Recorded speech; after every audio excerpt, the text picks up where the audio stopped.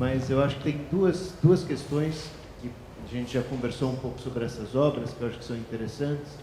Uma, o senhor me contou quando ganhou o concurso do Centro de Pesquisa da Petrobras, que o senhor falou que queria trabalhar com uma equipe específica.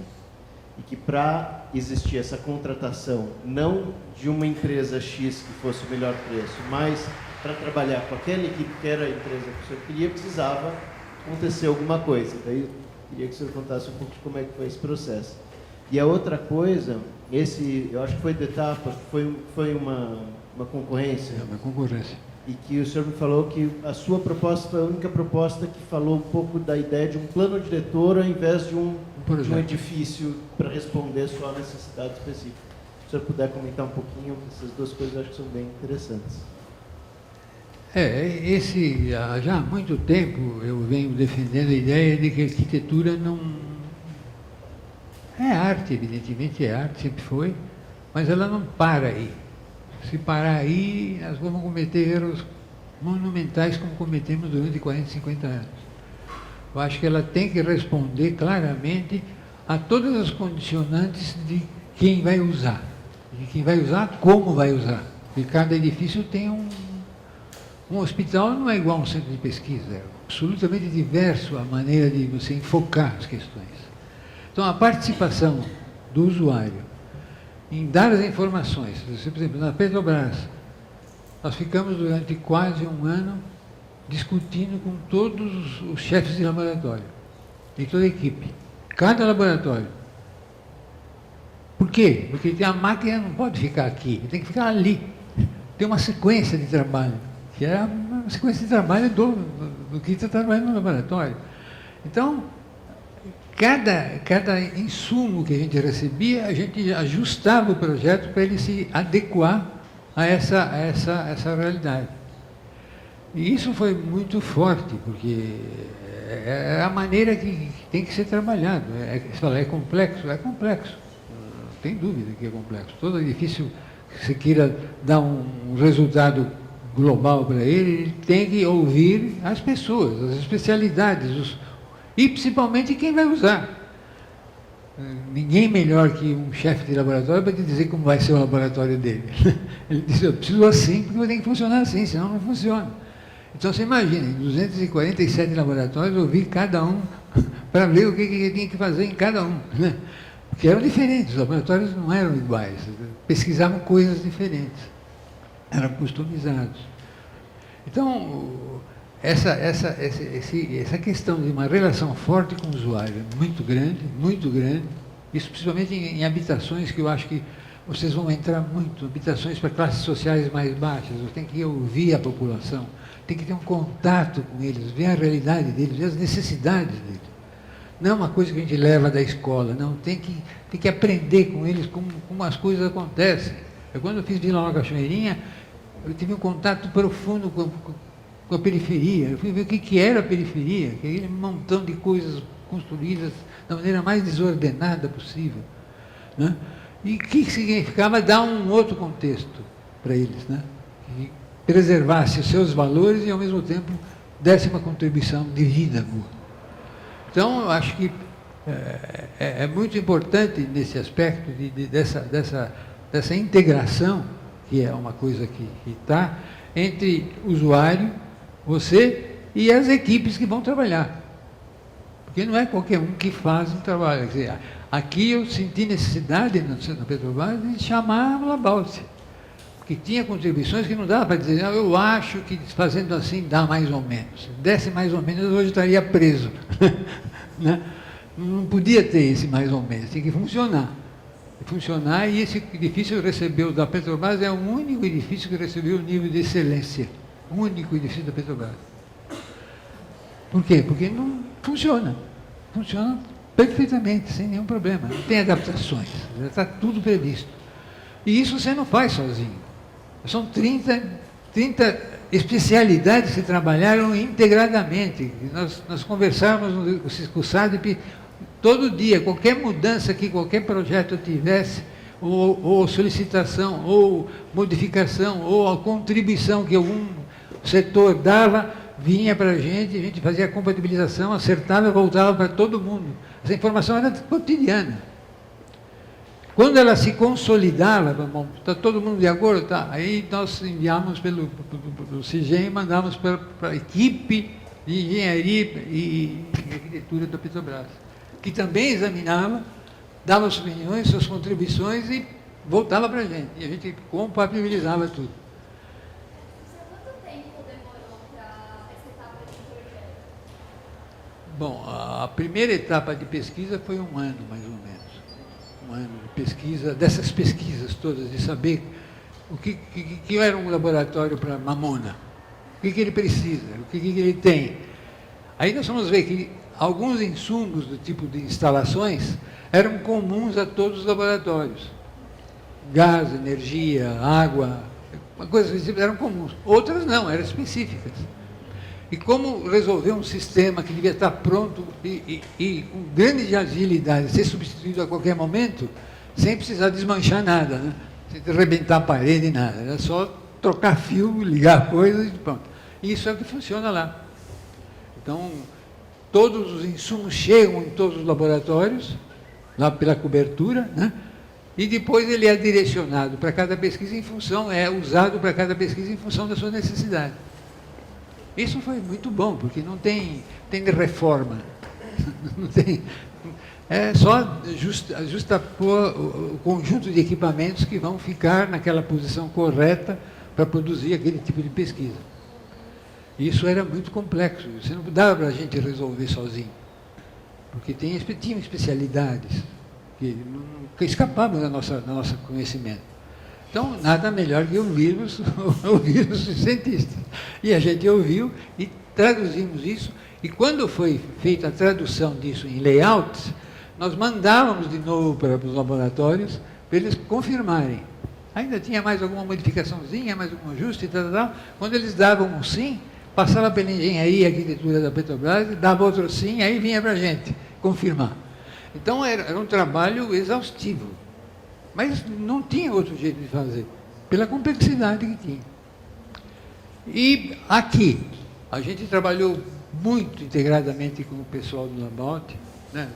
Tanto na concepção do projeto, como ele deveria ser um projeto para o Rio, que tivesse o mínimo de ar-condicionado, que lá tem ar-condicionado no laboratório. No laboratório tem ar-condicionado, porque você tem, às vezes, necessidade de 1 grau de diferença para uma pesquisa. Então, tem o ar-condicionado para o laboratório, mas não tem para o conjunto, para o ambiente todo.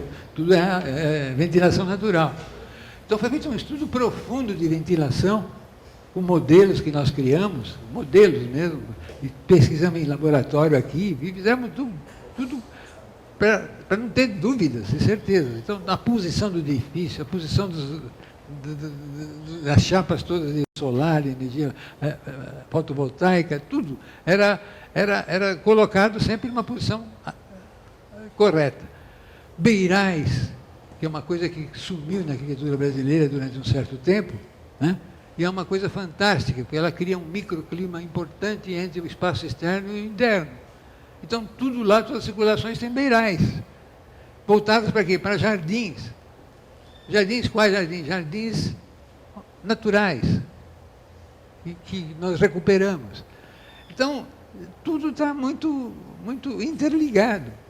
E quando você consegue fazer isso com a ajuda de muitas contribuições, de todas as horas, tivemos contribuições enormes, não só do laboratório, que foi central, mas das engenharias todas, para fazer aquela cápsula de cobertura de 40 metros em plástico, foi uma loucura. Tive que pegar uma firma de barco, que faz barco, sabe? Coisas desse tipo que pegar a experiência de quem tem a experiência daquele material e como ele vai fazer, né? Como ele vai encapar, né? Como é que ele vai usar, como é que ele faz no barco, como é que ele vai fazer na minha obra, né? E assim foi. Então, são centenas de coisas que foram desenvolvidas, até coisas muito boas, né? Por exemplo, de pegar a água do mar a 24 graus de profundidade, né?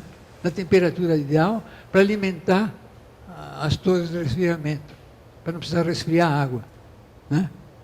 pegar água do mar numa profundidade que ela já tinha a temperatura ideal. Então, coisas que foram fantásticas. Todo isolamento, nós moemos 50 milhões de garrafas PET. 50 milhões de garrafas PET. Todo o sistema de proteção acústica, todo o sistema de proteção térmica é feito com manta de garrafa PET. Pela primeira vez no Brasil. Então, se eu for contar as experiências que tem esse projeto, são fantásticas, realmente são fantásticas. E daqui, da parte do laboratório, foi uma festa, né? Queria dar um esclarecimento e dar um pequeno depoimento. A questão das contratações, Gil, nós éramos todos subcontratados da arquitetura. Então, acho que é por isso que foi possível o Zanettini apontar quem ele queria. Ele era responsável pelo nosso trabalho. Ele nos pagava e ele nos cobrava. Quando eu falo nós, os 30, né? Então, nós não éramos subcontratados da Petrobras. A Petrobras só contratava ele, e ele era responsável por todos. Então, isso aumenta muito a responsabilidade. Foi uma opção, acho que inclusive sua, né, Zanettini? Não, era uma opção do concurso, que não poderia, porque eles não poderiam contratar uma empresa pública, isso mesmo. Um profissional, um escritório, qualquer que fosse, que tivesse ganho o concurso também, nacional, mas não era isso. Não podia contratar sem notória especialização. Então, eles não podiam contratar as 30 firmas, nem laboratório, não podiam contratar ninguém. Só podiam contratar a mim, porque eu tinha essa notória especialização. E eu que tinha que subcontratar. Quer dizer, além de fazer o projeto, eu tive que administrar todo o projeto, que foi terrível, porque não era minha praia, né? Então, administrar 30 empresas, ver o que está sendo feito, ver o que se está, fazer as correções, fazer as compatibilizações, fazer as cobranças, os prazos são rigorosíssimos na Petrobras, tem que entregar no prazo tal data, tem que entregar tal data. Então, tudo assim, e eu tinha que cobrar tudo isso. Eu tinha que pedir para o chofer de táxi que ia do aeroporto Santos Dumont à ilha do Fundão, que levava um técnico qualquer, de qualquer especialidade na terra, para ver uma coisa da obra, ele tinha que pegar um recibo do táxi, esse recibo do táxi vinha para mim, eu emitia uma nota da Zanettini para a Petrobras. Você vê que nível que tive, que registro que eu tive, depois que eu não fui pego pela Leva Jato. Senão, nessa hora eu estaria preso. Bom, mas foi muito importante porque tudo foi... O número de documentos era uma coisa louca. Nós chegamos quase a 100 mil documentos. Então, eu falei, 4 vans levando caixas. Chegou lá e falou, o que é isso? É seu projeto, está aí. Né? Seus projetos, que não eram um projeto só, eram vários projetos. Então, tudo isso mostra que, para a gente querer estar com o pé neste século, nós temos que nos apoiar na ciência. Não é numa ciência, é em todas as ciências. Todas as ciências têm contribuições excelentes na sua área para o teu trabalho de arquitetura. Né? Eu faço muito hospital. As ciências biológicas entram de uma forma fundamental. Se você fizer um círculo de atuação de uma cama hiperbárica que atinge um elevador, para tudo. Só a influência do ciclo entendeu? Então é coisa que obriga a gente, se não sabe, trabalhar junto com quem sabe. E trabalhar integradamente com ele, trabalhar profundamente com ele. Ele vai fazer parte integrante do projeto. Não é um colaborador. A turma fala, não, projetos complementares. Para mim não existe projeto complementar, existe projeto. É sobre isso que eu queria dar o meu pequeno depoimento, Zanettini, acho que chegou no ponto crucial. Ele é tão eficiente, mas não só isso, funcional e belíssimo, né, Zanettini? É uma obra, quando você mostra a vista ou do modelo ou da obra, na verdade, algo acho que tem que ser observado, a fidelidade da obra ao projeto. Isso é algo pouco comum no Brasil. Não pouco comum aos projetos do Zanettini, mas pouco comum no Brasil. Quase se confunde. Vocês não veem absolutamente variação nenhuma. Isso é a presença do arquiteto até o final do processo, inclusive a obra até o último dia. Isso é um ponto importante que eu queria destacar para o processo e para a prática, esse envolvimento com a obra. Segundo, ele só é essa obra bela porque, eu acho que por 2 motivos só, né? Uma das razões por que ele é tão belo, 2 motivos. Primeiro, O Zanettini sempre cobrou da equipe inteira, não só do pessoal de desempenho ambiental, mas da estrutura, do paisagismo, das instalações, soluções criativas. Então é assim, você tem que me dizer, Joana, qual é a área de sombra que eu preciso.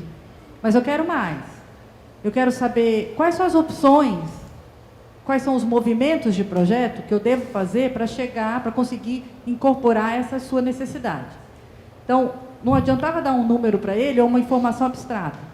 Ele cobrava de todos uma participação criativa. Claro que a síntese, o projeto, é autoria absolutamente exclusiva do professor Zanettini, mas nós tínhamos que pensar a arquitetura.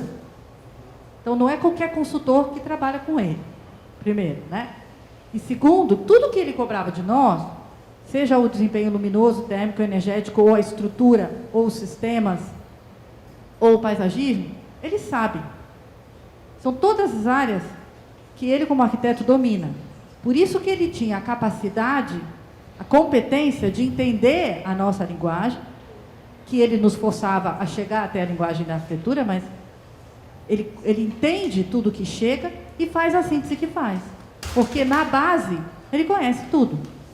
Se não, vira um agregado. O painel ia ser um guarda-chuva em cima do prédio. Não é, ele é parte do edifício, porque o Zanettini sabe lidar com o painel. Então, tudo bem que ele pode não saber a profundidade do desempenho e todo o detalhamento das placas fotovoltaicas, como o engenheiro elétrico da Poli vai saber. Mas se ele não souber o que aquilo significa, como deve, e até alguma base técnica de como aquilo entra na arquitetura, o projeto não sai. Então, ele é essa síntese porque esse conhecimento existe. E aonde não tinha, o que ele falou, ele vai buscar. Ao longo do processo, independente de qual é o projeto. E eu, só para fechar, eu acho que pelo que eu conheço de prática internacional, de Rogers e outros, que o Zanettini citou aqui, é assim que se projeta. E não é um BIM da vida, por mais que o BIM seja importante, que vai fazer isso. É todo mundo projetando junto e o arquiteto no domínio de tudo. E é assim que saem as grandes obras. Qualquer uma que vocês podem apontar no cenário internacional, de 1960 ou de 2010. Elas saíram desse jeito. Né? Era só esse depoimento que eu queria dar. É que o projeto, a gente confunde muito, eu vejo muito essa colocação meio incorreta de que, bom, eu vou colocar BIM no meu escritório, agora eu vou fazer uma arquitetura fantástica. O BIM é uma ferramenta, nada mais do que uma ferramenta. Eficiente, excelente, ótimo. Ninguém é contra ela. Mas pensar que ela vai resolver o problema, não. Ela não vai resolver o problema. O que resolve a cabeça é a mente humana mesmo. Continua sendo ela. Né? Ainda bem. É a mente humana. Estou aqui no projeto da Petrobras. O método construtivo é um método contemporâneo que envolve estruturas já pré-fabricadas, o uso do aço, coisas que vêm de fábrica, que não são feitas no canteiro de obra. Aí eu queria saber se, isso exige um nível técnico de projeto muito grande. Como essas coisas são pré-fabricadas, isso tem que vir certo para o canteiro. Eu queria saber se houve algum episódio durante a obra, se houve alguma revisão durante a execução da obra, do projeto. Se precisou ser feita alguma revisão de projeto durante a execução da obra. Houve sim, mas não por questões de projeto. É que num certo momento da obra, não sei se deu para ver, tem um pavilhão maior, que ali era colocado uma central que estava no SEMPIS 1, que queríamos deslocar para lá para ficar mais próxima da nossa central. Mas apareceu o pré-sal. Então, nós tivemos que desenvolver muito rapidamente o laboratório todo de pré-sal. Essa foi uma mudança que houve, foi nas últimas alas, é a maior, que foi destinada à pré-sal. Esse mexeu, mas não mexeu com a estrutura porque era só conectar, fazer coisas, não houve necessidade de transformar nada do projeto, simplesmente anexar mais um pavilhão, que é o maior, para atender a essa necessidade que surgiu durante a construção. Então, paciência, vamos fazer o pré-sal. Houve essa mudança, mas foi a única. Não tinha. Inclusive, todos aqueles ramais, eles foram previstos com crescimento. Então, eles não são estanques. Todos aqueles ramos foram importados, que eles têm tamanhos diferentes, eles atenderam ao programa daquela época. Agora, se quiser crescer, é só colocar mais módulos, em qualquer laboratório, né? Então, a flexibilidade do projeto é muito grande. Isso para a Petrobras é ótimo. Eles querem, como foi esse? Entrou pré-sal, vai ter que fazer um centro de pesquisa para ela, porque vamos pesquisar 7.000 metros de profundidade, os outros equipamentos. Bom, o que precisa? Isso, sai mais um. E é assim. Quer dizer, o projeto é uma obra aberta a receber contribuições de todos os tipos. Então, passaria o filme, vocês vão ver um filme que foi feito, 2 filmes, pela Petrobras. A Petrobras fez umas coisas muito boas, né? Por isso que eu gosto muito do pessoal técnico de lá.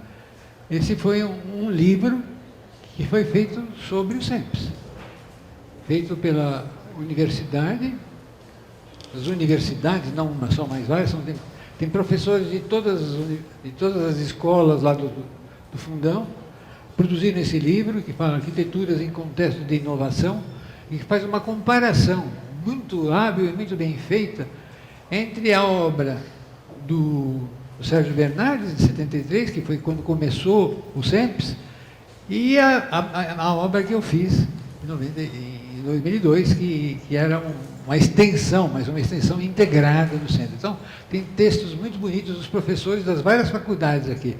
E a Petrobras financiou e a universidade que fez. Esse livro é pouco conhecido, mas eu trouxe porque é uma documentação muito boa e bem feita sobre o SEMPS. E depois trouxe aqui também, isso vai ser distribuído para vocês, algumas obras minhas, obra em aço de Zanettini, que é uma obra que é muito conhecida, e que depois nós vamos sortear aí para vocês. Mais uns catálogos, mais uma outra obra, essa obra foi lançada quando eu fiz 50 anos de profissão. Então, mostra todo o trabalho da minha geração, que foi muito importante, a minha geração pós-60. Né? Então, aqui depois nós vamos fazer uma distribuição disso. Eu gostaria de mostrar primeiro os 2 filmes, que são muito interessantes, para vocês verem como é que é o que a Petrobras gostou do projeto e o que ela investiu no projeto. Ela ficou filmando durante 2 anos a obra.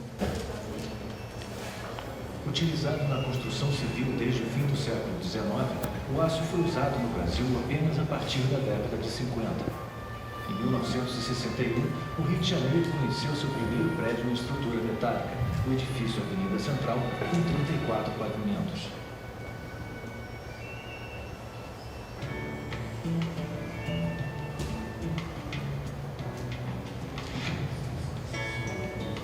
Considerado o principal nome da arquitetura em aço no país, o arquiteto Ziegler Zanettini é o responsável pelo projeto de ampliação do Centro de Pesquisas da Petrobras, o SEMPS. Localizada na Ilha do Fundão, a ampliação do SEMPS possui 124.000 metros quadrados de área construída. A preocupação ambiental norteou o projeto, que aplica tecnologia limpa, reaproveitamento hídrico e conforto térmico através da ventilação e iluminação natural, além de amplas áreas de vegetação. Entre as edificações estão os laboratórios, dedicados a diversas linhas de pesquisas, inclusive o pré-sal, no prédio central, um núcleo de visualização e colaboração e o centro de convenções, além de outros prédios que oferecem todo o suporte necessário ao funcionamento do complexo. A ampliação do SEMPS utilizou modernas técnicas de construção, adotando o conceito de arquitetura industrializada e transforma um canteiro de obras no local de montagem. Além da pavimentação, apenas fundações, caixas de escadas e de elevadores, castelos d'água e cisternas foram construídos em concreto armado. Nas fundações foram utilizadas estacas do tipo hélice contínua, que são montadas através da perfuração do terreno e injeção do concreto, simultaneamente retirada da hélice. O computador monitora a inclinação, profundidade e consumo de material. Na ampliação do SEMPS, foram executadas 2.700 estacas, numa média de 20 unidades por dia, com profundidade média de 15 metros. A concretagem das caixas de escada e elevadores e dos castelos d'água utilizou o sistema de fornos deslizantes. As fornos são acopladas às plataformas onde a armação é montada e o concreto lançado. Macacos hidráulicos fazem o trabalho de suspensão do conjunto. Esse sistema de concreto montagem contínua possibilitou a construção das estruturas verticais com velocidade, otimização do uso de formas e segmento do concreto aparente. A principal característica da construção industrializada é a definição de cada passo do processo ainda na fase de projeto, viabilizando a aplicação em escala industrial e evitando alterações no andamento da obra. As estruturas metálicas são transportadas diretamente da fábrica para o local de montagem, reduzindo áreas de estocagem. A última peça colocada no transporte é a primeira a ser usada na obra. Os perfis são içados por gruvas e fixados, em sua maioria por parafusos. A utilização da estrutura parafusada merece destaque pela qualidade, pois garante a precisão na fabricação e minimiza riscos contra a execução de soldas. A execução da obra com estrutura metálica alcança prazos de 35% a 70% menores do que no método convencional. Outras vantagens são a diminuição das emissões de carbono e dos níveis de poluição e ruído, maior tempo de vida útil e possibilidade de reutilização e reciclagem, além de menor peso sobre as fundações. Para a construção das lajes, foi escolhida a tecnologia Steel Track. Chapas de aço galvanizado perfilado atuam como armadura positiva e servem de forma para o concreto da laje, reduzindo a necessidade de escoramentos. Esse sistema permitiu que algumas tarefas fossem realizadas simultaneamente, acelerando a construção e eliminando o desperdício gerado na execução de lajes armadas em loco. Para o fechamento externo dos prédios, optou-se pelos painéis pré-moldados em concreto e em GFRC. Os painéis são içados e soldados à estrutura. Fabricadas nas medidas exatas, as peças, que se encaixam com precisão, são vedadas com silicone estrutural. Na obra do SEMS, foram instalados cerca de 4.300 painéis. A fixação de cada peça levou em média 1h30. Os painéis em GFRC contêm fibra de vidro em sua composição que os deixam mais leves, facilitando a montagem em locais de difícil acesso. A utilização das placas pré-montadas possibilitou a uniformidade visual das fachadas, já que a produção na fábrica garante um maior controle tecnológico do concreto. Para o fechamento interno das edificações, foi utilizado o sistema drywall com placas de gesso acartonado e cimentícias.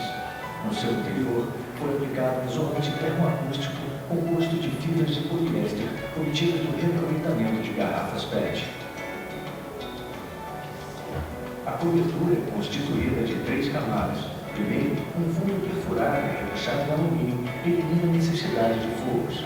A segunda camada é formada pela manta termoacústica de fibra reciclada. Por último, a telha de alumínio é confeccionada na própria obra. As chapas de alumínio chegam em bobinas e são perfiladas em uma unidade móvel computadorizada nas dimensões especificadas. Em seguida, as telhas são fixadas sobre as camadas anteriores, exibadas sem sobreposições. Por ser flexível, o alumínio atendeu as diferentes formas, garantindo a unidade do projeto arquitetônico. Para a ampliação dos SEMS, foram utilizadas cerca de 6.300 toneladas de estruturas metálicas, 1 tonelada a menos do que tem a Torre Eiffel. Mais de 8.000 toneladas de painéis pré-moldados, quase 8 vezes o peso da estátua do Cristo Redentor. Mais de 50.000 metros quadrados de laje em steel deck, que corresponde ao tamanho de 6 campos de futebol, e 48.000 metros quadrados de telhas metálicas, suficientes para cobrir com folga todo o estádio do Maracanã.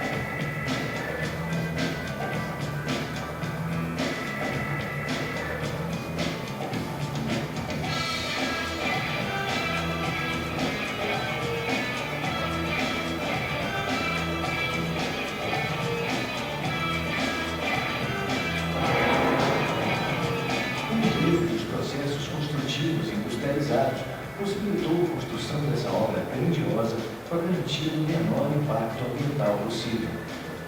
É a Petrobras assumindo seu papel pioneiro no uso da tecnologia a favor do desenvolvimento e do meio ambiente.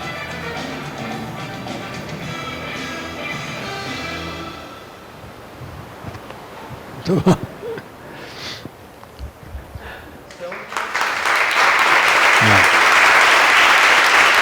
É, é.